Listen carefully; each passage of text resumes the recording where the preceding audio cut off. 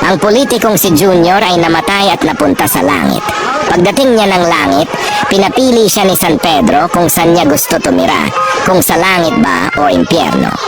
Pinakita ni San Pedro ang langit at ito ay napakatahimik na lugar. Ang mga tao ay masayahin, maraming puno, mga bulaklak at sariwang hangin. Natuwa si Junior sa mga nakita habang pinapasyal siya ni San Pedro. Kinabukasan, dinala naman siya sa impyerno at sinalubong siya ni Satanas. Welcome dito sa impyerno. Ngayon ay ipapasyal kita dito sa impyerno para makita mo ang tunay na ganda nito.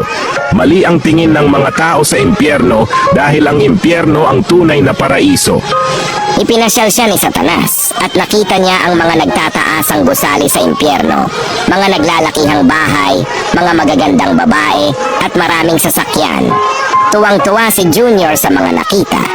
Kinabukasan, pinapili na siya ni San Pedro at pinili niyang tumira sa impyerno. Pagdala sa kanya ng impyerno, nakita niyang wala na ang mga magagandang pinakita sa kanya ni Satanas. Nababalot na lang ito ng mainit at nagbabagang apoy. Sa gulat ni Junior ay tinanong niya si Satanas, "Nasaan na yung paraisong pinakita mo? Sinungaling ka!" Sumagot naman si Satanas ng, "Kahapon nangungumpanya lang ako. Ngayon bumoto ka na. Di ba ganyan ka din sa lupa?"